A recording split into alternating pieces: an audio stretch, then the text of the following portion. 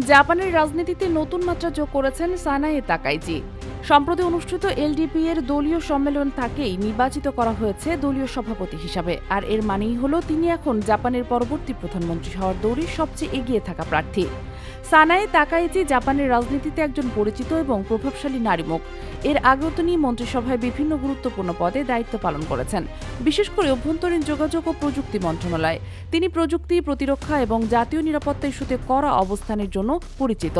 তাকাইচির এই বিজয় একদিকে যেমন নারীর ক্ষমতায়নের দৃষ্টান্ত, তেমনি এলডিপির মধ্যেও এক নতুন দৃষ্টিভঙ্গির সূচনা বলে মনে করছেন বিশ্লেষকরা। বিশ্লেষকরা বলছেন, অর্থনীতি পুনরুদ্ধার, উচ্চ জীবনযাত্রার ব্যয় এবং চীনের প্রতি কৌশলগত অবস্থান, এই বিষয়গুলোতে তাকাইচির অবস্থান খুবই গুরুত্বপূর্ণ হয়ে উঠবে। তাকাইচির এই বিজয় একদিকে যেমন নারীর ক্ষমতায়নের দৃষ্টান্ত, তেমনি এলডিপির মধ্যেও এক নতুন দৃষ্টিভঙ্গির সূচনা বলে মনে করছেন বিশ্লেষকরা। তবে সামনে এখন চ্যালেঞ্জের পাহাড়।